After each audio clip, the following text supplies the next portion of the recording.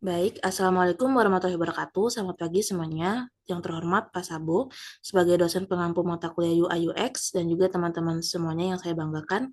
Baik, kami dari kelompok satu ingin memaparkan hasil dari presentasi kami yaitu prototype, user research, dan juga studi kasus dari UX IPUSNAS. Baik, adapun anggota kelompok kami yaitu ada saya Putri Dwi Farasi, ada Santi Sentriani, ada Halimah Adelia, dan juga Andoro. Baik, untuk yang pertama kita akan masuk ke wireframe terus prototype. Itu akan dijelaskan oleh rekan saya itu Halimah.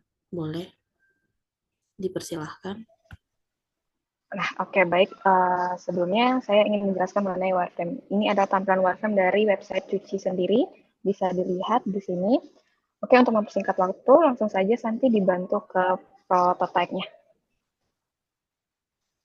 Yang link satunya sana.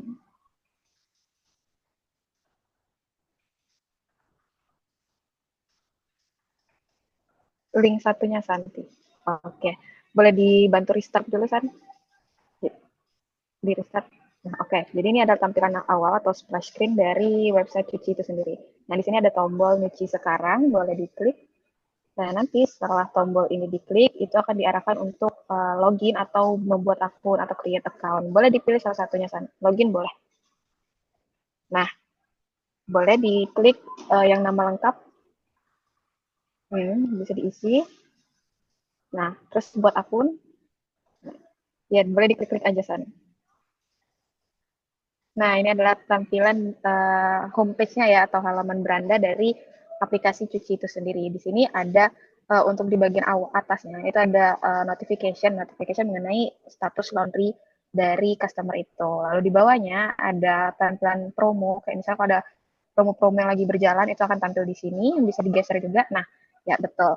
Terus ke bawah sedikit kan, nah itu ada laundry terdekat. Di sini jadi yang sudah terafiliasi aja sama aplikasi cuci itu baru muncul di sini. Kalau misalnya dia belum terafiliasi atau belum terpercaya sama kita, dia bakal cuma muncul di halaman explore. Boleh ke bawah, San? Nah, lalu ada, nah, ya, itu ada layanan. Di sini kita melayani seluruh tipe layanan laundry ya. Ada cuci kering, terus setrika dan lipat, dan lain sebagainya. Sekarang boleh coba yang halaman explore, San. Yang bukan yang itu. Nah, ya. Nah, di sini ya adalah halaman explore untuk menampilkan seluruh laundry-laundry yang sudah terdaftar di aplikasi kami. Boleh dicoba scroll, San? Nah, boleh diklik yang Sunset Laundry. Nah, ini adalah contoh dari tampilan kalau misalnya mau ngelihat laundry apa sih gitu, detail laundrynya seperti apa. Terus ada juga map-nya, nanti bisa dilihat lokasinya. Boleh di back. Oke, terus ke ya yang history dulu, yang history dulu. Nah, ini history atau riwayat-riwayat pencucian dari customer kami. Jadi nanti bakal muncul di sini untuk history yang sudah di dalam proses, bisa juga nanti muncul di yang selesai. Boleh diklik yang selesainya kan? Yang selesai. Ya. Nah, jadi di sini juga akan muncul laundry-laundry yang sudah selesai di proses gitu ya, sudah diterima kembali sama si customer ya. Boleh kembali yang diambil? Klik yang diambil? Kan bukan. Ya. Coba klik lagi, San. Kayaknya agak ngebug deh. Atau back. No, back. Ke riwayat tadi, yang riwayat ya. Terus yang ini, yang Adibah Laundry, yang paling atas, tanda panahnya. Nah, nah ini kalau misalnya lagi diproses, atau misalnya lagi disetrika atau dicuci, itu munculnya seperti ini. Jadi ada notification di atasnya, kayak cucianmu sedang disetrika ya. Terus di bawah juga ada breadcrumbs-nya, kayak kapan diambilnya, terus kapan dicucinya, dan kapan disetrikanya. Dan juga ada harga dan chat box. Boleh keluar back. Nah ya, ini chatnya ya, kolom chatnya. Kalau misalnya mau ngechat ke si penjualnya, bisa di via tombol tadi, button tadi. Bisa di back. Nah, lagi ke riwayat lagi, San. Sorry, yang riwayat. Ada banyak fiturnya. Nah, ini yang kedua. Bisa diklik yang kedua, San. Ya. Nah, jadi kalau misalnya dia cuciannya sedang diantar atau misalnya sudah diproses nih, terus lagi pengiriman delivery ke rumah si customer ya, nanti akan tampilannya seperti ini gitu. Oke, boleh kembali. Sekarang ke profile kan, boleh. Nah, ini adalah halaman profile. Jadi halaman-halaman kayak seperti settingan, informasi pribadi, alamat tersimpan itu juga akan muncul di halaman profile ini. Boleh ke yang fitur plus kan? Ya. Nah, jadi kalau misalnya kita ingin menambahkan cucian secara cepat seperti itu ya teman-teman, bisa langsung mengklik button yang plus yang di tengah tadi. Itu juga bisa kita pilih nih, mau diambil laundrynya itu mau diambil atau ditaruh sendiri ke laundrynya. Ini bisa dipilih dulu yang di atasan, boleh diambil atau ditaruh sendiri. Nah, kalau diambil itu alamat yang muncul, boleh sebentar. Yang kalau diambil itu alamat yang muncul adalah alamat rumah si customer ya. Kalau misalnya taruh sendiri, alamat yang akan muncul itu alamat laundrynya. Boleh diklik, klik send. Ya, seperti itu. Jadi bisa disesuaikan aja sama kebutuhan para customer kami. Oke, boleh dicoba check out. Nah, ini ada tampilan pembayarannya. Bisa memilih metode pengiriman, bisa di pick up atau ditaruh sendiri ya tadi. Terus metode pembayaran juga bisa. Terus promo voucher juga akan tampil di sini. Boleh diklik konfirmasi pembayaran. Nah, nah seperti itu. Jadi akan muncul pop-up notification juga kalau misalnya pembayaran sudah berhasil. Oke, sudah. Mungkin bisa dilanjut.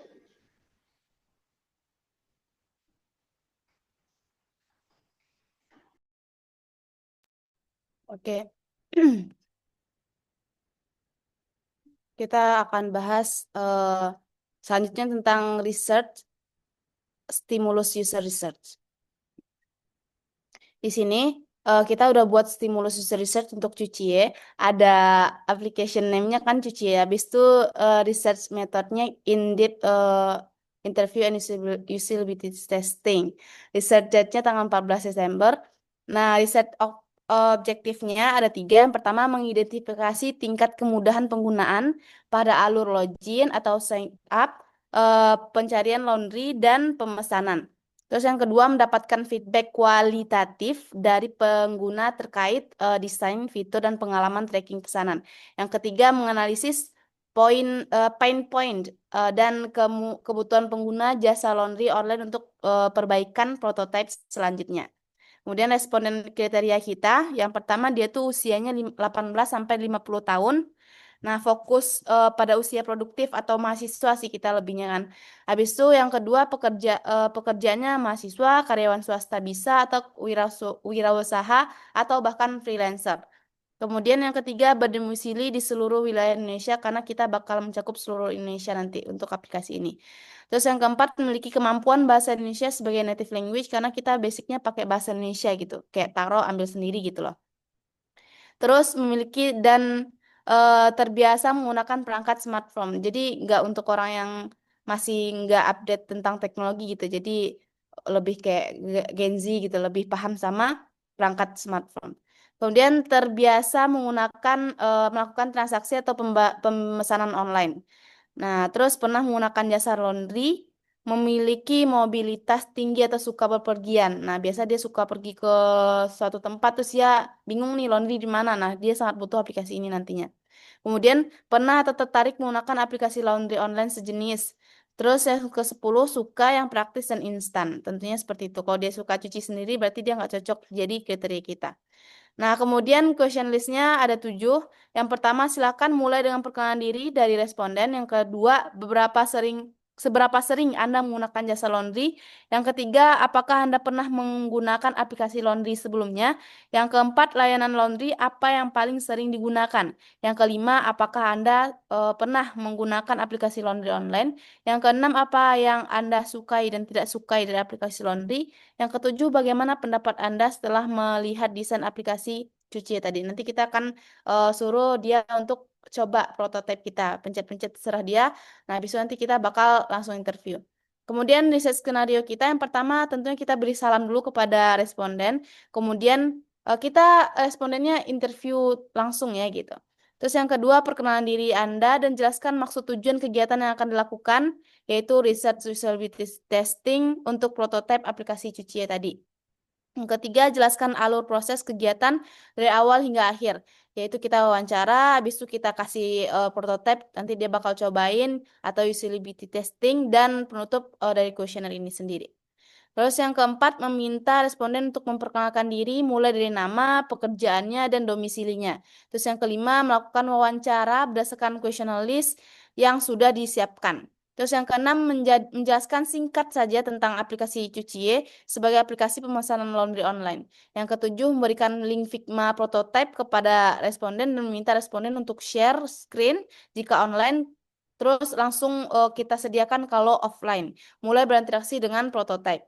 Yang kedelapan, menjelaskan singkat tentang apa yang harus dilakukan dengan cara mengoperasikan Figma prototype oleh responden. Ingat untuk think aloud. Nah, kemudian tas ujiannya ada 3. Yang pertama tadi itu tentang login dan sign up. Nah, yang pertama kita meminta pengguna untuk melakukan pendaftaran dan login ke dalam aplikasi. Berhenti di halaman home dan observasi apa yang dilakukan oleh responden. Yang kedua, tanyakan apakah ada kendala. Yang ketiga, apakah informasi pendaftaran atau login yang ada itu sudah sesuai dengan kebutuhan pengguna atau bagaimana, atau mereka jadi bingung atau gimana, silakan ditanya. Habis itu yang kedua, tasnya yaitu pencarian dan transaksi pemesanan. Yang pertama, meminta pengguna untuk melakukan pencarian laundry terdekat dan memilih layanan, dan minta untuk melakukan transaksi hingga berhasil. Berhenti di halaman transaksi, menunggu pembayaran, dan observasi apa yang dilakukan oleh responden. Apakah dia kesulitan atau dia kayak bingung gitu tombol-tombolnya, kita silakan bertanya nanti. Nah, yang kedua, tanyakan apakah ada kendala. Yang ketiga, untuk button pesan atau pilih layanan, apakah dapat membantu pengguna dalam bertransaksi atau mengapa, atau malah jadi bingung dia sama tombol-tombol kita gitu. Yang keempat, apakah informasi harga dan layanan yang ditampilkan sudah memenuhi kebutuhan. Terus tas yang ketiga yaitu melihat status pemesanan. Yang pertama, kita meminta pengguna untuk melihat halaman riwayat pemesanan atau tracking status dan observasi apa yang dilakukan oleh responden. Yang kedua, kita tanyakan lagi nih, apa ada kendala atau susah gitu mengoperasikan untuk mencari halaman ini gitu. Terus yang terakhir, apakah informasi status tracking yang ditampilkan sudah sesuai dengan kebutuhan pengguna atau malah jadinya nggak sinkron atau gimana, silakan ditanyakan kembali kepada responden kita. Terus yang selanjutnya menanyakan tingkat kegunaannya, apakah dia mudah atau kepuasannya bagaimana setiap menyelesaikan alur pendaftaran, pencarian layanan, dan pemesanan dengan skala Likert. Kita pakainya single is question yang 1 sampai 10. Nah, kalau 1 sampai 3 dia jawab berarti kurang, kalau 4 sampai 6 itu berarti cukup, 7 8 berarti 6 7 8 berarti cukup, 9 10 berarti sangat sangat baik. Nah, yang kedua menanyakan tentang tingkat single is question kepada responden. Yang ketiga penutup dan sampaikan terima kasih. Selanjutnya kita bakal masuk ke data responden yang telah dikumpulkan.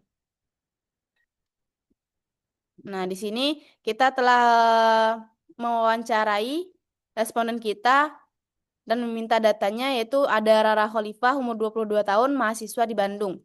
Profilnya ini, dia sangat sering laundry 2-3 kali seminggu. Layanan favoritnya cuci kering dan setrika. Pengalaman app-nya manual. Dia nggak pakai app, tapi dia pakainya kayak WA gitu. Nah, terus suka atau tidak suka, dia lebih suka yang praktis, tidak suka chat manual.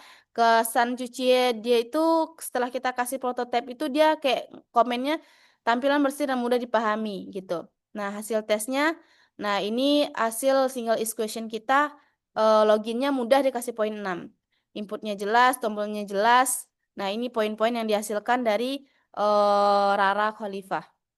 Khoilah. Nah, itulah. Habis itu ada David. Nah, David dia sebagai karyawan swasta Jakarta. Nah, ini hasil dari wawancaranya, single is questionnya. Yang ini mahasiswa juga, Ayana, umur 21 tahun di Depok. Ini hasilnya. Kemudian kita lihat lagi, dia ada 10 responden yang kita kumpulkan. Ada freelancer dari Tangerang, frekuensi laundrynya tidak menentu, fleksibel katanya. Dia menilai cuci itu setelah lihat prototipenya itu unggul di tracking pesanan, karena jarang ya ada orang yang bisa buat yang ada tracking pesanan juga. itu tuh seperti layanan Shopee gitu. Jadi kita kumpulan dari para laundry-laundry seluruh Indonesia yang terafiliasi bakal muncul di sana. Istilahnya ini platform menyediakan media untuk orang-orang yang punya laundry untuk berkumpul di dalam platform kita. Sama seperti Shopee yang menyediakan wadah untuk para penjual-penjual untuk berjualan di platform tersebut seperti itu. Nah, di sini Daniel Hidayat, Wirausaha Bekasi, kesan cucinya terlihat profesional katanya. Nah, poinnya segini. Terus ini ada Putri Kurnia, tutor matematika Jakarta.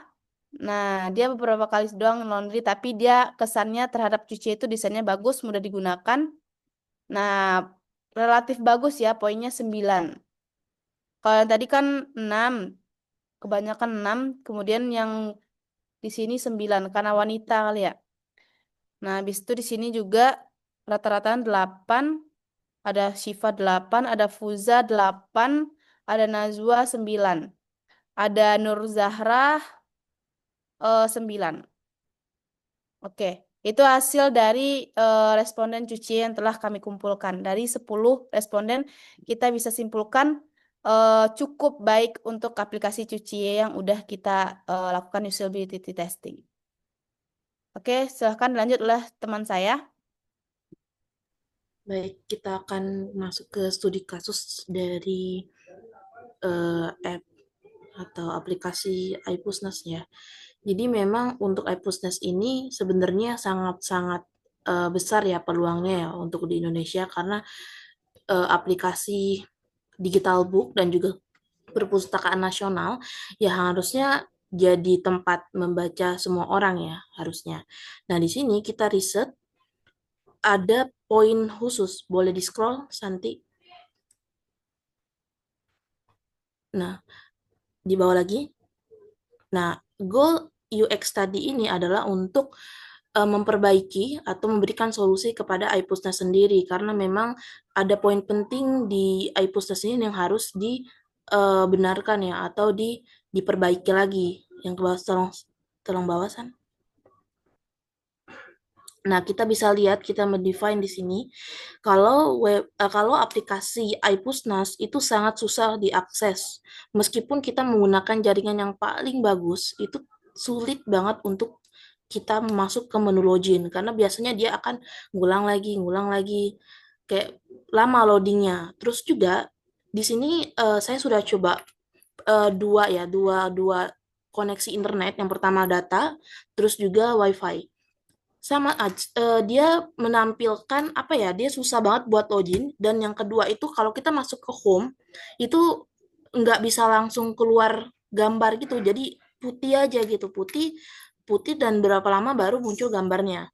Nah, yang ketiga itu ada sistem antrean yang cukup apa ya cukup goib ya karena kita nunggu antrean tapi kita nggak tahu antrian kita keberapa dan tidak tahu juga kita dapat bukunya kapan. Nah, boleh tolong ke bawah lagi, Santi? Nah, di sini ada beberapa kompetitor yang kita sandingkan ya dari iPusnas sendiri. Yang pertama itu ada Wattpad, Wattpad ya. Jadi Wattpad ini tuh lumayan bagus ya untuk aplikasinya karena di sini UI UX-nya juga tertata rapi, ruang bukunya juga rapi, juga ruang list bacaannya juga rapi dan pencariannya juga langsung dari atas ya. Jadi kita nggak nyari-nyari lagi. Nah, terus selanjutnya nah, di sini kita juga menyandingkan Gramedia Digital ya. Gramedia Digital juga lumayan cukup apik ya untuk UI UX-nya sendiri karena dia ada menu login di halaman pertama dan saya coba juga dan kami coba juga ini cukup langsung bisa terkoneksi. Di sini ada juga kebijakan privacy dari konsumen sendiri. Lalu untuk homepage-nya itu kami melihat banyak sekali apa ya kelebihan dari Gramedia Digital ini dibandingkan dengan iPusnas ya. Di sini kita melihat bahwa tertata rapi banget ya. Dari mulai navigasi barnya, terus juga tombol search-nya langsung di atas. Jadi kita nggak perlu lagi nih nggak perlu bingung nyari buku buat nyari tombol search bar itu di mana. Jadi mudah diakses. Nah, kita lanjut lagi di bawah. Nah, ini hasil dari wawancara eh, atau bedah umum pada aplikasi iPusnas. Ini ada Halid Arkan dari mahasiswa UIN Syarif Hidayatullah Jakarta. Dia tinggal di Ciputat, Tangerang Selatan. Jadi sebenarnya sejujurnya dia bilang kalau buat ngakses iPusnas itu banyak sekali kendalanya, terutama di loading yang lama, terus dia ngeblok putih. Padahal apa namanya sinyalnya bagus. Itu kendala yang dia apa namanya yang dia keluhkan dari aplikasi Ipusna sendiri. Terutama Khalid Arkan ini orangnya kesabarannya juga low ya untuk menunggu. Kita lanjut lagi ke bawah lagi San. Nah, ini dari solution design yang kami sembahkan untuk Ipusnas. Yang pertama ada halaman homepage ya. Halaman homepage-nya ini kita solusikan seperti ini, ada navigasi barnya di atas, di bawah, tapi tidak membingungkan konsumen dan juga bisa dijangkau oleh jari.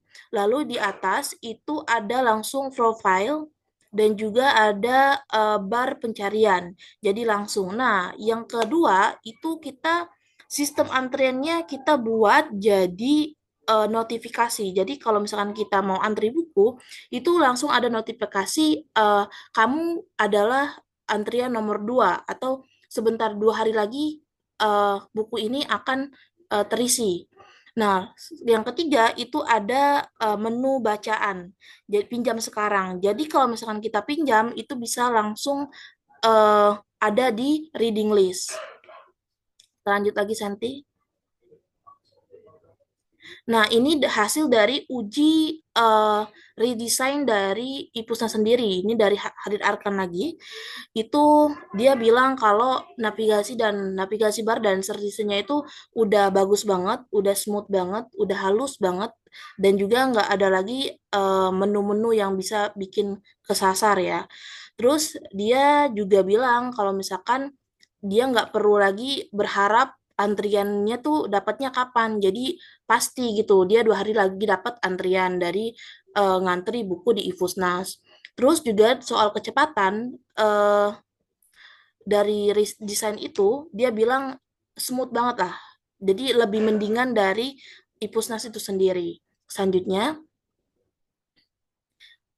nah di sini ada usability metric skor akhirnya. Jadi versi lama itu 45 ya, yang kita kumpulkan dari user persona dari Ipusnas sendiri, yaitu 45 atau merah, atau dalam artian gagal. Untuk redesign sendiri itu melonjak sangat bagus ya, untuk redesign itu di 78, hijau atau memuaskan. Di SEQ-nya atau result-nya itu dari pendaftaran itu naik menjadi 6,8 dari 2,5. Terus dari peminjaman juga itu dari 4,0 menjadi 6,5. Jadi eh, redesign itu cukup bagus ya untuk perbaikan dari aplikasi Ipusnya sendiri. Oke, kesimpulannya dengan desain yang lebih humanis, kita itu tidak hanya memperbaiki aplikasi, tapi kita itu membuka pintu gerbang ilmu pengetahuan selebar-lebarnya bagi seluruh rakyat Indonesia. Karena memang tujuan dari Ipusnas ini adalah eh, kesadaran literasi ya.